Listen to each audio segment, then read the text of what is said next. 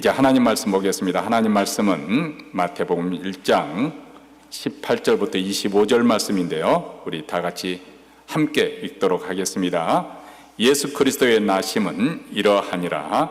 그 모친 마리아가 요셉과 정혼하고 동거하기 전에 성령으로 잉태된 것이 나타났더니 그 남편 요셉은 의로운 사람이라 저를 드러내지 아니하고 가만히 끊고자 하여 이 일을 생각할 때 주의 사자가 현몽하여 가로되 다윗의 자손 요셉아, 내 아내 마리아 데려오기를 무서워 말라. 저에게 잉태된 자는 성령으로 된 것이라. 아들을 낳으리니 이름을 예수라 하라. 이는 그가 자기 백성을 저희 죄에서 구원할 자이심이라 하니라. 이 모든 일에 된 것은 주께서 선지자로 하신 말씀을 이루려 하심이니 가라사대 보라, 처녀가 잉태하여 아들을 낳을 것이요 그 이름은 임마누엘이라 하리라 하셨으니 이를 번역한즉 하나님이 우리와 함께 계시다 함이라. 요셉이 잠을 깨어 일어나서 주의 사제의 분부대로 행하여 그 아내를 데려왔으나 아들을 낳기까지 동침지 아니하더니 남의 이름을 예수라 하니라. 아멘. 어느덧 한 해가 저물고 거리가 반짝이는 조명과 그리고 흥겨운 캐롤로 가득 찬 성탄 절기를 맞이하였습니다. 이렇게 성탄절을 맞이하면 또 자연히 연말이어서 지난 한 해를 우리가 돌이켜 봅니다. 여러분, 올 한 해 어떻게 보내셨습니까? 어떤 분은 그래도 괜찮았다, 그렇게 말하실 분도 계실 것이고, 솔직히 올해는 너무 힘들었다, 이렇게 느끼시는 분도 계실 것입니다. 그런데 우리가 이렇게 힘들게 애쓰게 살아온 이유가 무엇인가? 아마 모든 사람들의 마음에 공통적인 공통분모가 한 가지인데, 그것은 더 행복해지고 싶다. 뭐 대단한 것은 아니더라도 소박하지만 우리 가정이 그리고 내 인생이 행복해지고 싶다, 그럴 것입니다. 그래서 사람들은 그 행복을 위해서 더 좋은 집, 더 안정적인 직장, 또 인정받는 자리, 그리고 또 이런 것들이 갖춰졌다 해도 몸이 건강하지 않으면 또 소용이 없지 않습니까? 그래서 건강한 몸, 그리고 편안한 일상생활, 이런 것들이 갖춰지면 이제 좀 살만하다, 아니 조금 행복하다, 그런 느낌을 갖습니다. 이를 위해서 올해도 우리가 열심히 일하고 달리고 경쟁하고 성취하면서 애써 왔습니다. 그런데 문제는 이것입니다. 세상이 그렇게 평화롭지만은 않다는 것이죠. 아마 지난주에 크고 작은 사건이 하도 많이 일어나니까 또 듣고 그냥 흘려버릴 수도 있겠지만, 노스캐롤라이나에서 경비행기 타고 가던 7명이 이렇게 다시 회항해서 떠난 지 얼마 되지 않은 문제 생겨서 다시 돌아오다가 그냥 폭발해서 하이메사에서 탔던 7명이 전부 죽는 그런 비극적인 일이 있었습니다. 그 안에는 미국에서 유명한 카레이스도 챔피언까지 지냈던 분이고, 경력도 은퇴한 후에도 경력도 잘 나가고, 소위 말해 세상에서 모든 조건을 다 가지고 있는 그런 분인데, 자신과 부인과 두 자녀와 함께 그 7명 중에 또 아는 지인과 함께 세상을 떠나는, 세상이 결코 평화로운 것만은 아니다. 유리창이 박살나는 것처럼 어느 한순간에 깨질 수 있는 것이, 아주 위태롭게 작용한 것이 세상이다. 그 정도 극단적인 표현을 제가 굳이 하지 않더라도 우리는 경제 상황 하루아침에 요동치는 것을 봅니다. 또 우리가 건강을 잔신하고 있지만은 어느 날 검사 한 번, 그 결과에 따라서 우리 마음이 또 뒤집어지기도 합니다. 마치 주식 그래프처럼 오르락 내리락, 올라가도 불안하고 내려가면 더 불안하고, 그것이 우리의 일상 삶이 아닌가 싶습니다. 그래서 우리는 깨닫게 됩니다. 이렇게 요동하고 변하는 그 위에 우리 인생을 세운다면 우리 인생이 결코 안정적이지 못할 것이다. 늘 흔들릴 수밖에 없다 하는 것을 깨닫는 것이죠. 그렇다면 우리가 영원히 흔들리지 않는, 영원히 변하지 않는 그 무엇, 그것이 무엇일까? 성경은 바로 그 영원한 그 가치가 지닌 것이 바로 하나님과 하나님 말씀에 있다고 그렇게 말씀하고 있는 것이죠. 하나님 그분이 영원하시고 그분의 말씀이 영원하고, 그리고 그 말씀을 행하는 자들이 영원하다고 그렇게 말씀을 합니다. 프랑스 천재 과학자이자 또 철학가이기도 하고 어떤 블레스 파스칼이라는 분이 방사라는 책으로 고전적인 책이지 않습니까? 그 책을 쓰신 분인데 그분이 젊었을 때 예수 그리스도를 인격적으로 만난 다음에 이렇게 고백한 내용을 아주 몇 가지 단어로 표현을 했습니다. 확신, 가슴 벅찬 기쁨, 그리고 평안. 기쁨, 기쁨, 기쁨, 기쁨의 눈물. 이 짧은 몇 가지 단어를 종이에 써서 자기 옷깃에 넣고 꿰매고 일평생 그것을 지니고 다녔다고 합니다. 현대 지성인의 표상이었던 그가 이루었던 세상적인 그런 지식, 아니면 그대가 얻었던 명성, 그리고 성취가 줄 수 없는 궁극적인 평안을 예수 그리스도 안에서 발견한 것을 이렇게 표현한 것이죠. 이 영원한 행복은 돈으로 살 수 있는 것도 아니고 어떤 자격이 있어서 얻어지는 것도 아닙니다. 오히려 우리가 아직 재현되었을 때, 우리 스스로 우리 자신을 구원할 힘이 전혀 없을 때 하나님께서 먼저 우리를 찾아오신 것이죠. 이것이 바로 오늘 이 아침 우리가 크리스마스 성탄 축하 예배로 드리는 크리스마스의 의미이고 아기 탄생을 기념하며 축하하는 이유이기도 합니다.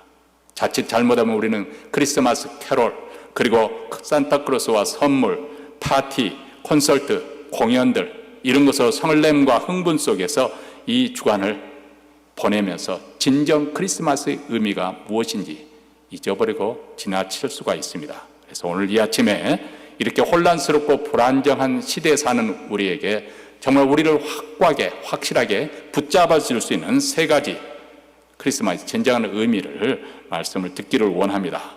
첫 번째는 예수님은 성령으로 말미암아서 잉태해서 아기 예수로 탄생하셨다는 것입니다. 18절 말씀입니다. 예수 그리스도의 나심은 이러하니라. 그 모친 마리아가 요셉과 정혼하고 동거하기 전에 성령으로 잉태된 것이 나타나는, 길게 설명할 필요가 없겠습니다. 어쨌든 현대 지성사회에서는 동정녀 마리아에게 성령으로 말미암아 태어났다는 이것이 그들에게는 아주 비과학적이고 비상식적이고 비합리적이기 때문에 믿지 않고 그냥 종교이기 때문에 전설 따라 삼천리처럼 아래에서 박약거스가 태어나고 이런 식으로 그런 신화 정도로 치부하는 그런 게 생각하는 분들이 많을 것입니다.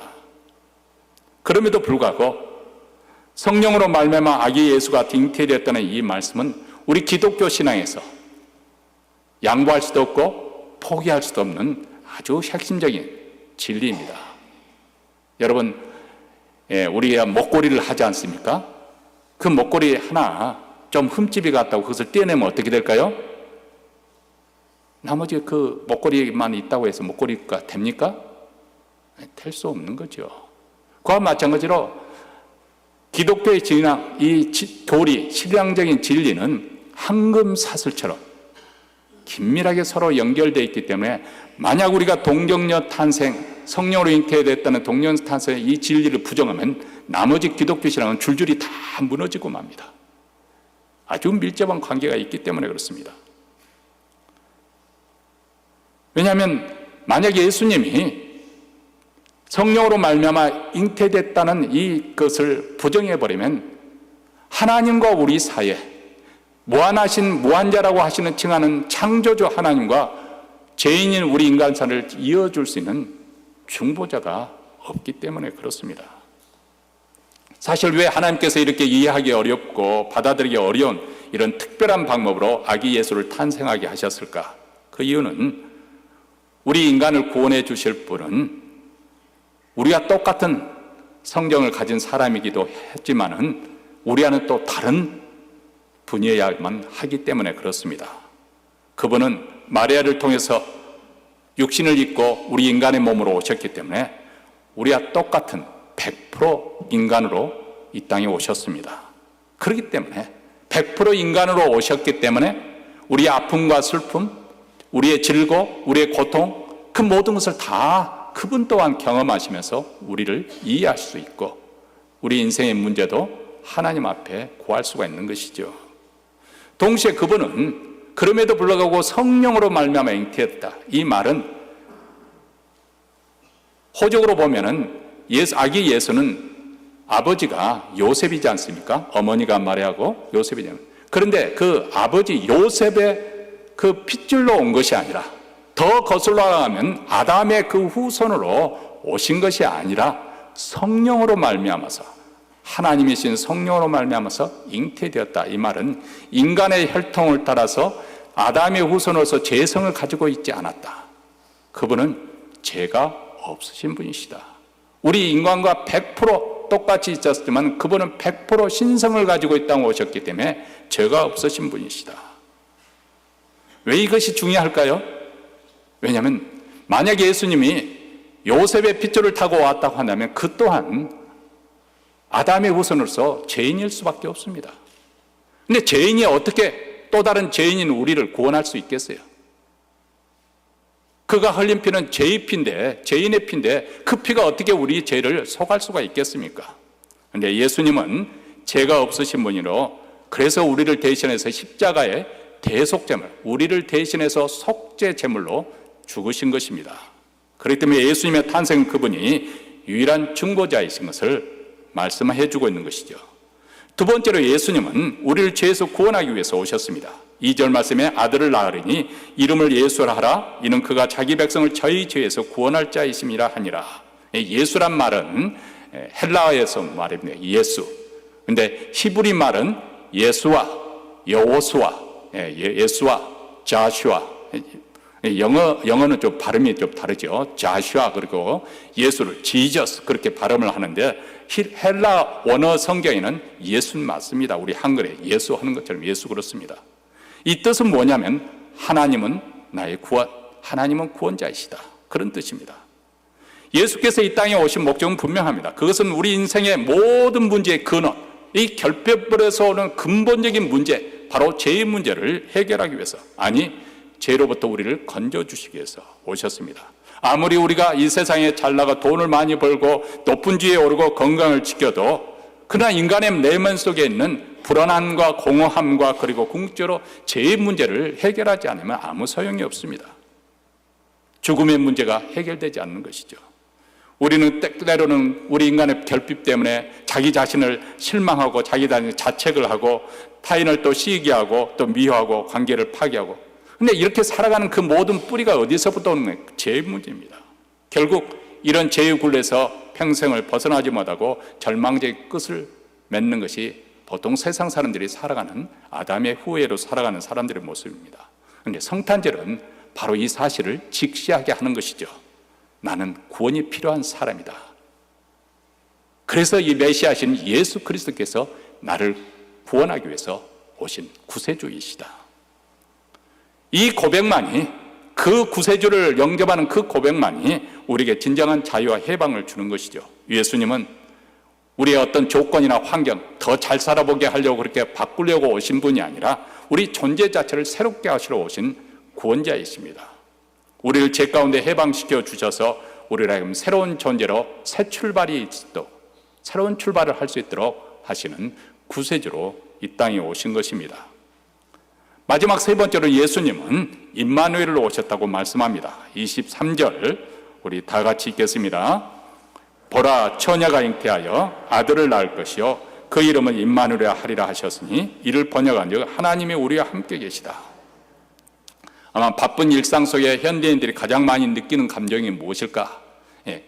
애로움이 아닐까? 고독이 아닐까? 영국에서는 고독 장관이라고 해서 이 고독으로 인해서 죽어가는 사람들이 너무 많기 때문에 거기에 대처하기 위해서 장관을 세웠어요. 세크레터리 장관을 세웠다고 그런 이야기를 들었습니다만, 인간이 참 묘하지 않습니까? 사람들이 북적북적하는 그런 절기 시즌에 막 캐롤성이 흘러나와도 그렇게 흥이 넘치는 속에서 더 외로움을 느끼는 게 우리 인간이에요. 또 참 묘하지 않습니까? 그뿐만 아니라 다른 사람에게 자신의 연약한 부분을 드러내고 싶지 않고 항상 웅크리들고, 그러면서도 다른 사람과의 또 관계를 또 맺기를 원하는 이중적인 모습을 보이고 있습니다. 때로는 하나님마저도 멀리 느껴집니다. 그런데 이렇게 고독한 우리 인생에 우리 하나님은 말씀하십니다. 내가 너와 함께 있다. 너는 혼자가 아니다. 이것이 바로 성탄의 세 번째 의미입니다. 여러분 구약 성경에 보면은 구약 시대는 하나님께서 이스라엘 백성들 광야에 있을 때 구름 기둥과 또 불 기둥으로 하나님이 함께 하신 것을 생생하게 보게 해 주셨습니다. 그러나 더 중요한 것은 이스라엘 백성들이 어느 곳에 진을 칩니다. 이제 텐트를 치면은 그 진영 한가운데 성막, 그 장막을 치게 하셨습니다. 이것이 바로 하나님의 백성이 이스라엘과 함께 하신다는 것을 보여주는 아주 클라이막스, 절정이라고 볼 수 있는데, 그것으로 끝나는 것이 아니라 바로 신약시대에 보면 예수 그리스도께서 이 땅에 오시는 것이 바로 그 모든 하나님의 함께 하신 그것의 최고봉인 것을 말씀하고 있습니다. 요한은 3년 동안 예수님을 제자로 따라다니면서 나중에 이런 고백을 합니다. 말씀이 육신이 되어 우리 가운데 거하시며 우리가 그 영광을 보니 아버지의 독생자의 영광이요 은혜와 진리가 충만하더라.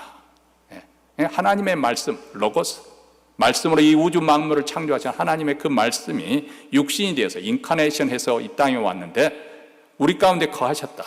여기서 주목할 부분은 우리 가운데 거하심에, 이 거하신다 그 말씀에는 우리 곁에 텐트를 치셨다, 장막을 치셨다. 이 구약성에 나와 있는 그 말입니다. 하나님이 이스라엘 진영 한가운데 장막을 치셔서 그 가운데 임재하시는 것처럼 아기 예수가 탄생하는 것이 무엇을 의미하느냐? 하나님, 성자 하나님께서 우리와 함께 거하기 위해서 우리 가운데 텐트를 치고 거주하신다. 그런 의미가 담겨 있습니다. 바로 하나님이 우리 눈높이로 오신 거예요. 우리는 성자 하나님을, 성부 하나님을 우주 너머에 있는 하나님이라고 그렇게 표현을 합니다. 그것은 시공간산으로 그렇게 표현하는 것이 아니라 하나님을 알 수 없기 때문에, 왜냐하면 하나님은 무한자이시기 때문에 우리 인간의 지혜로는 도저히 파악할 수 없어서 우주 너머에 있는 하나님을 라고 그렇게 표현을 합니다. 그런데 우리가 도저히 하나님을 알 수 없는데 그 하나님께서 이 땅에 들어오셨어요. 우주 안에 들어오셨어요. 그분이 성자 하나님 예수 그리스도이세요. 거기서 한 걸음 더 나가서 성령 하나님은 우리 안에 들어오시는 하나님의 영이십니다.